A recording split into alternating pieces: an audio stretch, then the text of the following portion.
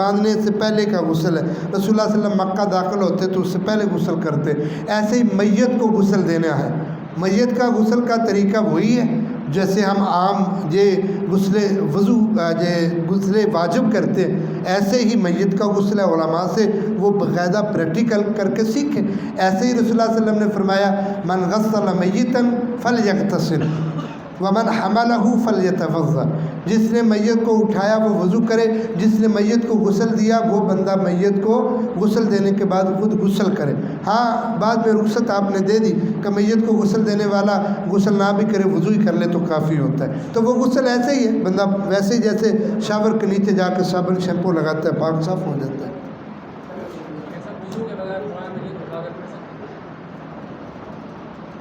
وضو طواف اور نماز کے لیے شرط ہے، اس کے علاوہ ہر عبادت وضو کے بغیر ہو سکتی ہے۔ شرط یہ ہے کہ بندہ پاک ہونا چاہیے، شرط یہ ہے کہ بندہ پاک، اس پہ غسل واجب نہ ہو۔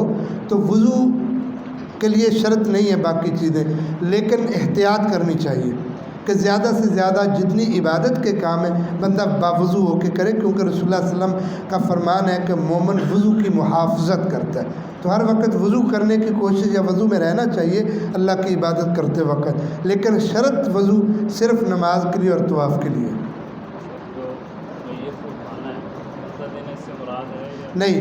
میت کو ہاتھ اس کے جسم کو لگانا، کندھا دینا نہیں ہے کہ ایک چارپائی کو کندھا دے رہا ہے، اس کا نہیں ہے، پھر تو وہ سارے کے سارے بیچارے جنازگاہ میں جاتے جاتے بے وضو ہو جائیں، ایسا نہیں ہے۔ صرف اس کے ننگے جسم کو ہاتھ لگانے والا اور غسل دینے والا وہ وضو غسل کرے۔ ہاں جی